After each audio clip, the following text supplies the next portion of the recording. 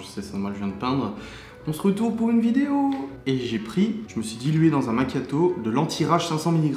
Alors normalement, du coup, ça devrait pas trop rager. Comme si je faisais des vidéos avec des sujets qui font rager, franchement. Non mais... Vous l'avez vu en titre, de toute façon vous n'êtes pas bête, ok? Donc on va essayer de faire le moins rager possible, hein? On va essayer de parler doucement. Avec cette fiole d'anti-rage là, ça devrait aller mieux déjà, je devrais pas trop énerver les gens, je ne sais pas. Bref, je me suis fait... Alors, on est mardi 8 octobre, on sait tous ce qui s'est passé aujourd'hui.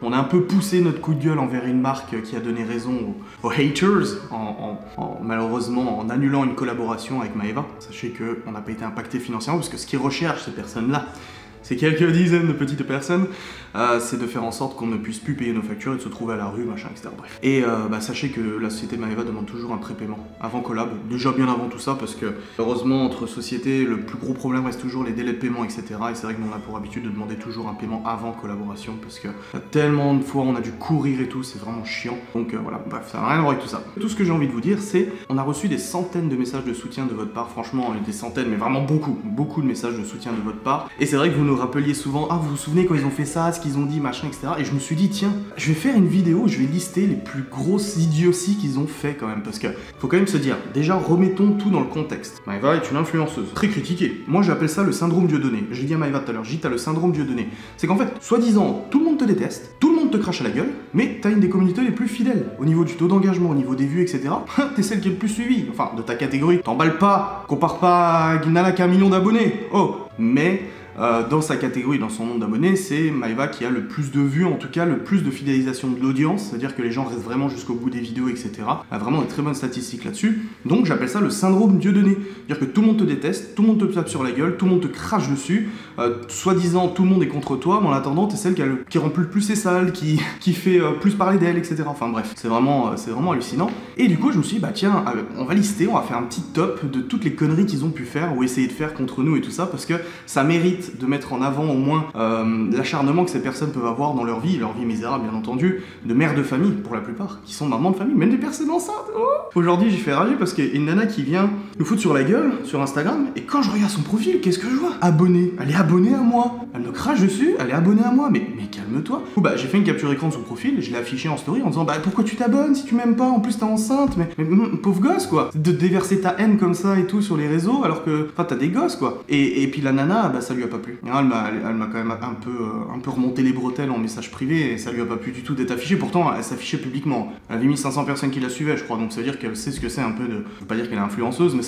elle sait ce que c'est d'avoir un petit peu de notoriété si tu veux. Et du coup ça lui a pas plu, je comprends pas pourquoi, pourtant nous on nous affiche à longueur de journée, mais j'ai simplement partagé en disant pourquoi tu me suis, je lui posais une question, enfin bref. Et dans toutes ces mères de famille, etc., je me suis dit, tiens, ce qui me ferait rire, c'est de faire un peu la liste de toutes les conneries qu'elles ont pu essayer de faire contre nous, et voir à quel point leur folie peut aller loin. Donc moi j'appelle ça de la folie perso. Et je sais que quelqu'un leur a dit la dernière fois qu'elles avaient besoin d'un thérapeute. Ils ont contacté une marque avec qui on bossait, la marque nous a dit, mais nous on leur a dit qu'ils avaient besoin d'un thérapeute, là c'est pas possible d'être aussi fou. Je sais. Alors, j'ai fait un petit top. Alors attendez. C'est pas dans l'ordre de gravité. Gravité, je parle pas des conséquences, parce qu'on est toujours là, hein. Je veux dire, même s'ils essaient de faire tomber les partenariats, déjà la majorité des annonceurs sont pas débiles, ils ont déjà bossé avec beaucoup d'influenceurs, même des influenceurs beaucoup plus gros qui s'en prennent plein la gueule aussi, hein. Je veux dire, c'est pas la première fois que ça arrive dans le monde de YouTube que quelqu'un se fasse déglinguer comme ça. Qu'ils aient toutes les raisons du monde, hein, qu'ils nous en veulent, qu'ils aiment pas Maeva, qu'ils aiment pas ma gueule, mon poids, machin, etc. C'est ce qui revient souvent. Le fait que oui, on a essayé d'être entrepreneur à l'époque, ma société s'est cassée la gueule. Le fait que oui, on a fait des erreurs, on a fait des bonnes choses aussi. Enfin voilà, en fait, tout ce qu'on peut entreprendre au quotidien de toute façon est mal pris de toute manière. J'aurais beau demain recueillir 35 chiens dans la rue et leur donner à bouffer, ça serait mal perçu de toute façon. Donc voilà. Alors, c'est pas dans l'ordre. Le premier truc qui m'est venu déjà tout de suite, c'est les menaces de mort dans la boîte aux lettres. Oui, en 2017, nous avons eu une lettre qui est tombée dans la boîte aux lettres. On a cru une blague, hein, à la base, de Cédric et Vanessa, nos anciens voisins, qui nous disaient, voilà, déposez genre 200 € dans une enveloppe dans la poubelle de votre village, à côté du café, machin, etc. Sinon, je serai obligé de m'en prendre à vous, à vos enfants. Bon, on a porté plainte, machin, etc. On n'a pas répondu. Du coup, deuxième point, le tag de voiture à la bombe de peinture. Un matin, on se lève, on ouvre les volets, et là, je vois la DS remplie de peinture blanche, de bombes de peinture. On a déposé plainte à nouveau. heureusement pour nous, on a réussi à nettoyer, etc. C'est rentré. Mais voilà, c'est les 2 premières choses qu'on a eues, c'est du physique en fait. Là, c'est pas du virtuel, c'est vraiment du contact physique. Menace par mail, on a eu par mail aussi, hein. Cette personne nous a aussi envoyé des mails anonymes, on a eu par mail, courrier, menace de mort sur les enfants en disant qu'ils allaient s'en prendre à nos enfants, machin, etc. Enfin, cette personne-là allait s'en prendre à nos enfants, et taxe sur les voitures. Bref, troisième point, contact du propriétaire de la maison actuelle. Je vous dis, hein, c'est pas dans l'ordre, hein. Je balance tout un petit peu comme ça. Oui, qu'on a visité cette maison, qu'on a commencé à parler de cette maison, qu'on a su que le bail était signé, que c'est bon, que tout était ok, etc., qu'on pouvait pas revenir en arrière ou qu'il n'y ait pas de problème, on a mis une photo de la maison et ils ont réussi. En fait, ce qui s'est passé, c'est que quand on a visité cette maison, on est tombé sur 2 abonnés au kebab d'à côté. Ces 2 abonnés nous ont salué, on nous a écrit en disant on vous a vu et tout, qu'est-ce que vous faisiez ici à No Mexico. Sauf que quand on a annoncé qu'on avait trouvé une maison pour déménager, ces 2 petites abonnés sont allés sur Twitter se vanter de savoir quelle était la maison, vu que de toute façon il n'y a pas 50 000 maisons à louer dans le coin. Surtout qu'on disait que c'était une grande maison, machin, etc. Donc du coup, bah, c'est comme ça qu'ils ont eu l'annonce, ils ont eu l'adresse, ils ont eu le mail du propriétaire, et je peux vous garantir que le propriétaire a reçu des dizaines, voire des centaines de mails, de coups de fil, etc. de personnes voulant le dissuader de nous louer la maison, comme quoi on était des escrocs, qu'on payerait pas notre loyer, qu'on les foutrait dans la merde, qu'on battait nos enfants, nos gosses, etc. Enfin vraiment tout un délire pas possible. Et il a reçu comme ça. Plus le temps passait, il recevait des messages, des mails, des messages, etc. Heureusement, on a un propriétaire qui est absolument compréhensible et surtout qui connaît parfaitement le domaine du marketing et qui sait à quel point les gens peuvent se tirer dans les pattes et être désobligeants l'un envers l'autre. Déjà là, c'est quand même assez costaud, hein. C'est quand même assez costaud. Ils ont même contacté d'autres... Ah oui. Ils ont même, avant de savoir quelle était la maison, ils ont été faire des recherches sur le Bon Coin pour trouver une maison qui correspondrait à ce qu'on a dit, et ils ont contacté des gens qu'on ne connaissait pas. On a reçu des mails de personnes qui ne nous connaissaient pas en disant écoutez, je vous ai découvert sur YouTube parce qu'apparemment on nous a dit que vous vouliez louer notre maison. Je dis ah non, c'est pas moi, je veux pas louer ta baraque, je sais ils sont fous, mais c'est pas moi. Et là du coup, c'est là où tu te rends compte que les gens sont totalement conscients de la folie de ces personnes. Au-delà du fait que voilà, on critique au quotidien, voilà, comme ça a été toujours depuis la nuit des temps, depuis les premiers love story, machin, les gens aiment bien sur les réseaux sociaux casser du sucre sur le dos des autres en disant ah t'as vu elle est débile, elle a dit ça, mort de rire, elle sait pas que la lune tourne autour de la terre, machin, etc. Mais du coup t'envoies la folie d'aller jusqu'à appeler, tu vois, des propriétaires pour dire ils vont vous louer la maison, attention. Enfin bref. Contact de 4e point, contact de tous nos proches, amis proches, etc. Oui, il y a eu pendant quelques mois cette année plusieurs personnes qui en fait envoyaient le même message privé à tous nos contacts Facebook, amis. Alors nous on voit pas nos amis sur Facebook, mais je pense qu'ils sont devenus amis avec des amis à nous ou un truc comme ça parce que de plus en plus de contacts Facebook nous contactaient en disant ah j'ai reçu ce message d'une personne qui c'était toujours le même message, attention c'est des escrocs, ils maltraitent leurs enfants, machin, etc. Mon père, ma mère, mes sœurs, mes cousines, la Maëva, sa sœur, tout le monde a reçu le même message, etc.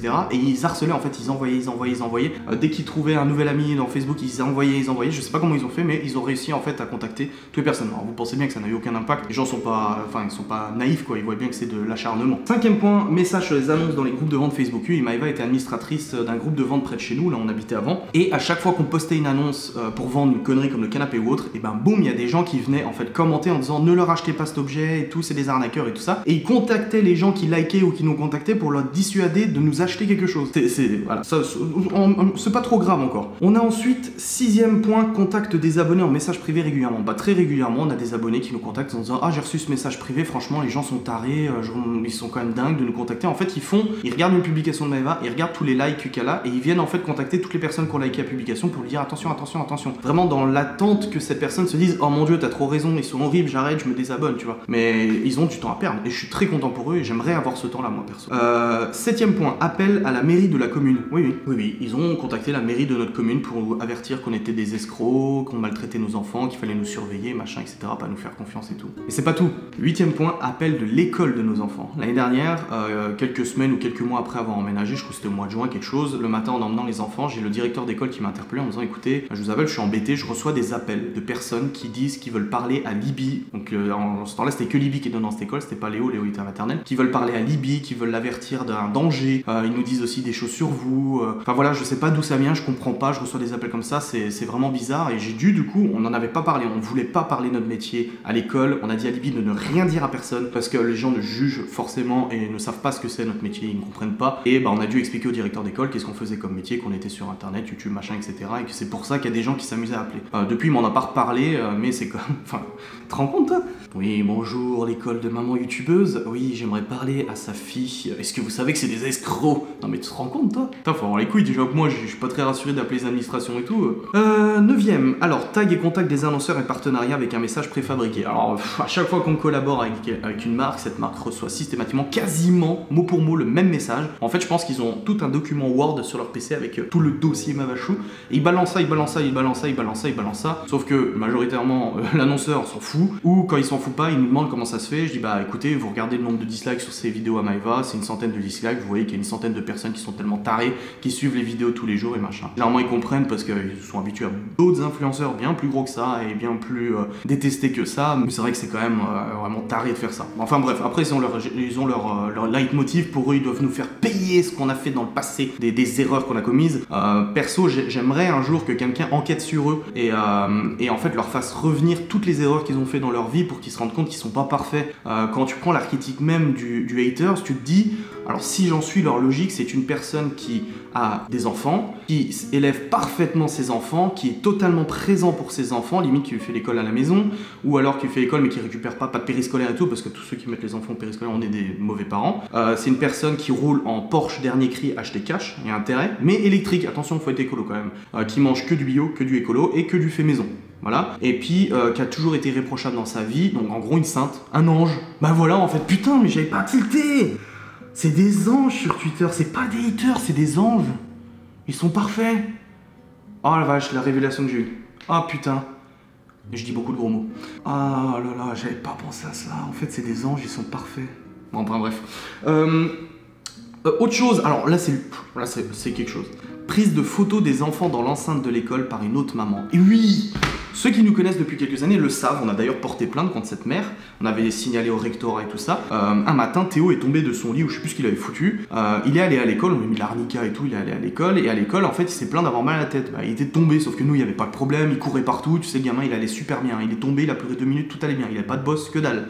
Il s'avère qu'on l'a récupéré, du coup, dans l'après-midi, et des gens nous ont contactés sur Insta en nous disant oh là là, sur Twitter ils sont en train de dire qu'une maman de l'école de Théo l'a pris en photo pour montrer qu'il allait pas bien et qu'il pleurait. Pardon ? Et oui, une mère de notre village qui nous détestait. Bon, depuis elle nous a fait des excuses, mais genre des excuses, grosses excuses, hein, qui nous suivait en gros, qui nous détestait, est allée prendre une photo de Théo dans l'enceinte de la classe même, parce qu'elle était là pour un atelier parents-enfants, c'était pas notre cas ce jour-là, parce que c'était toujours, c'est jamais les mêmes jours, et elle a été prendre une photo de Théo de la classe où on voit les bancs et tout ça, alors que c'est strictement interdit. Mais le pire, c'est que, en dehors de l'école, quand on a commencé à faire un pataquès en disant qu'on avait porté plainte, qu'on avait signalé à la maîtresse, que la maîtresse avait fait remonter l'information au rectorat de l'académie, machin, etc. Cette nana, mais, si elles sont toutes de ce niveau, c'est pas des anges, hein. Cette nana est allée faire un live Instagram en filmant la maîtresse, bon, elle a filmé ses godasses, hein. Elle mettait le téléphone par terre pour pas montrer qu'elle filmait, est allée filmer la conversation avec la maîtresse d'école, où elle dit « Nanana, il paraît que vous avez contacté le rectorat, mais de toute façon, j'y crois pas. » Et là, la maîtresse lui balance « Oui, c'est vrai. » Et boum, oh, le live, il a coupé.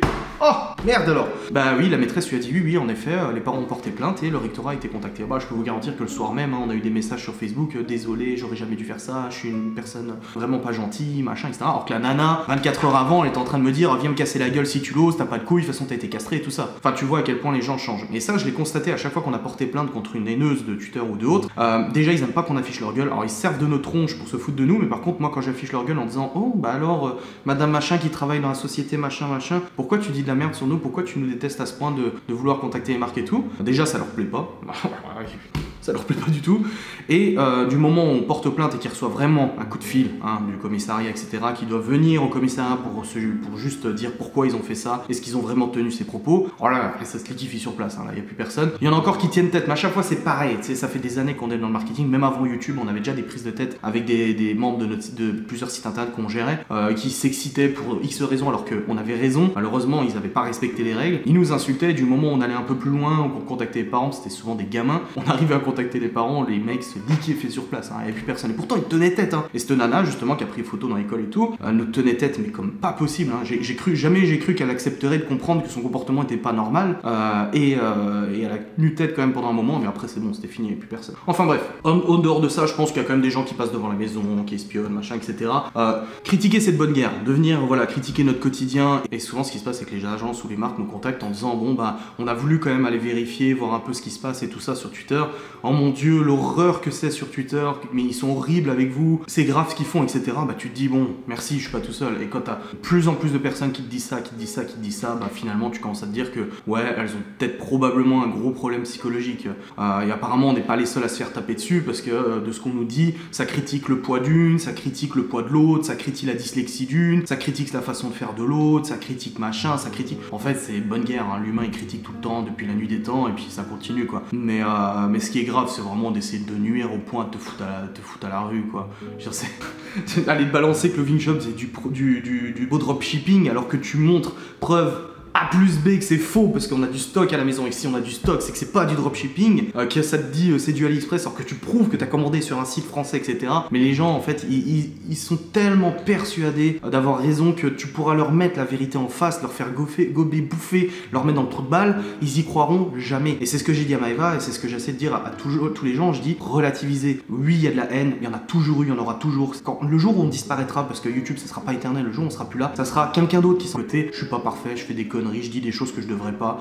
parfois je suis trop cash, parfois je suis peut-être hypocrite ou des choses comme ça, mais comme tout le monde. Sauf que ces gens-là en fait se cachent derrière un pseudo et puis te le balancent comme ça sur internet et puis voilà, sans aucune conséquence. Maintenant ils vont prôner la liberté d'expression en disant j'ai le droit de m'exprimer, j'ai le droit de dire ce que je veux. Bah dis si t'as envie de dire que tu souhaites que le Chloé se noie dans sa piscine comme ça a été le cas, hein. On m'a envoyé ce message, je disais vivement que Chloé se noie dans sa piscine, qu'on voit plus sa sale gueule. Voilà.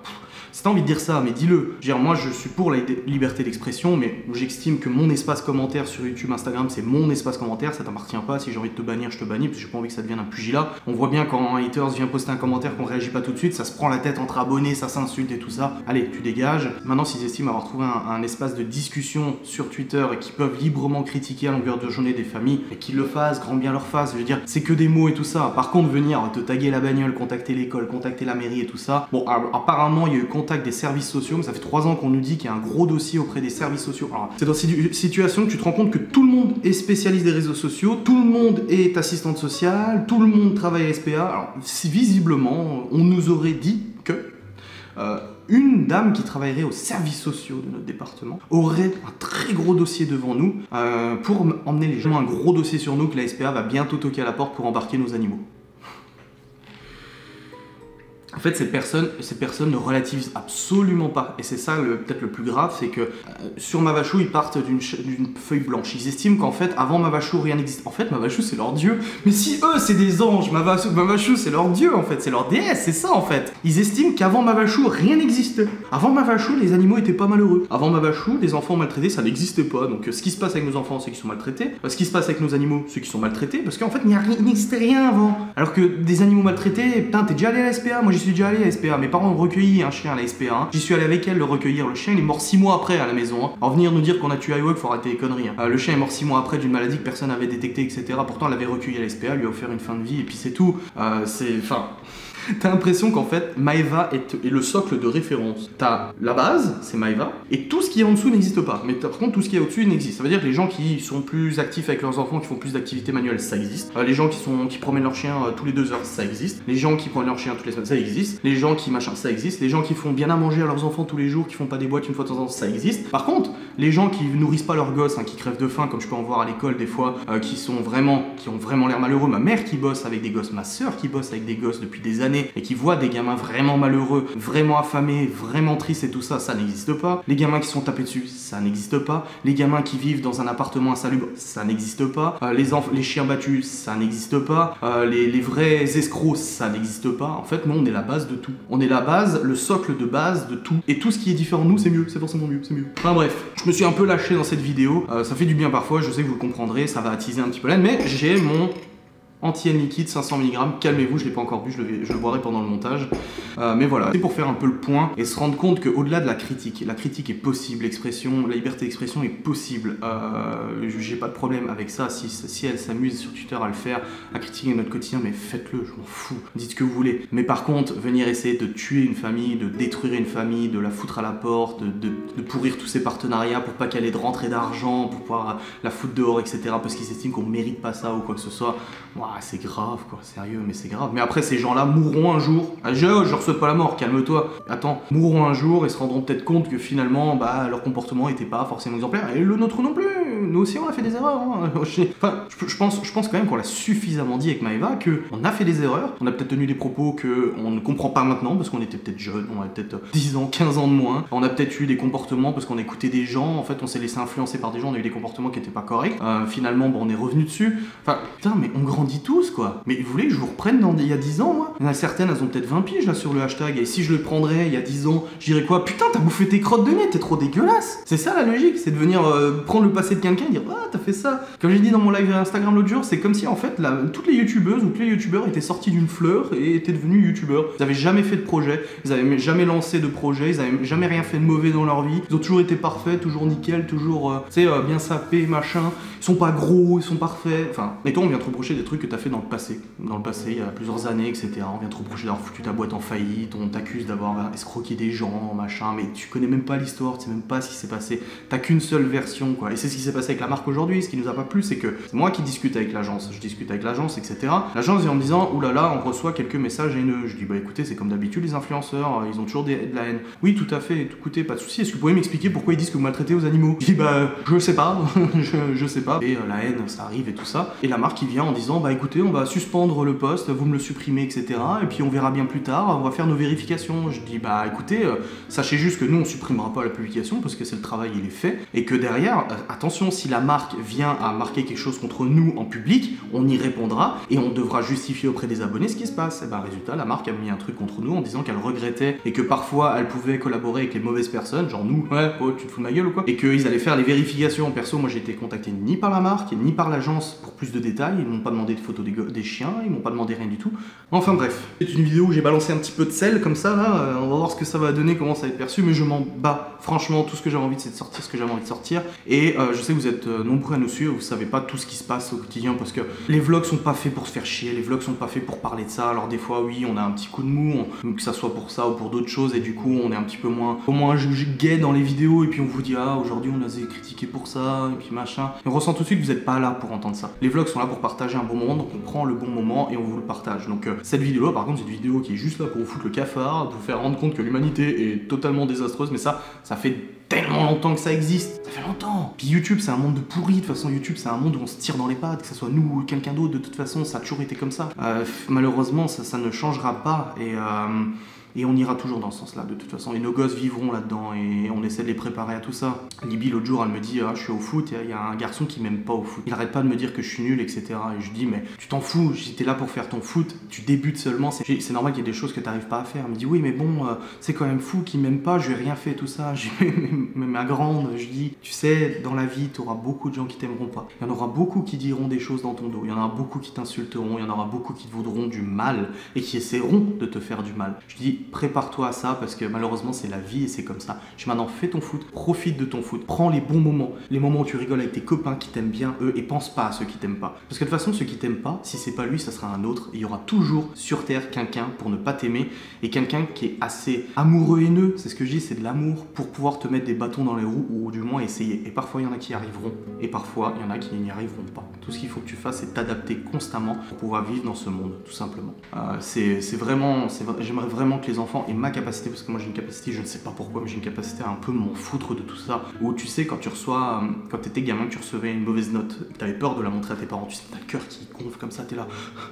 Et je sais que beaucoup d'influenceurs le disent, que quand il y a de la haine, etc., c'est dur à supporter, machin, etc. Moi, j'ai cette capacité à un peu m'en foutre, en fait. C'est pas que ça me touche pas, parce que sinon j'en ferais pas une vidéo, mais c'est que, en fait, je m'en bats les couilles des conséquences et tout ça. C'est pour ça qu'aujourd'hui on s'est pris la tête avec la marque, parce que finalement, j'ai le droit de me défendre, on a le droit de se défendre, et on a le droit de dire aux abonnés, venez dire ce que vous en pensez, parce que la marque trouvait ça limite normal qu'il y ait de la haine, mais elle trouvait anormal que les gens nous défendent pas. Elle nous balance, l'agence nous balance hier, pourtant les gens ne viennent pas vous défendre. J'ai dit non, parce qu'on l'a pas demandé, et les gens ils ont pas que ça à foutre à checker tous les réseaux, tous les partenaires, machin, etc. Du coup on a demandé aux gens de réagir, et voilà.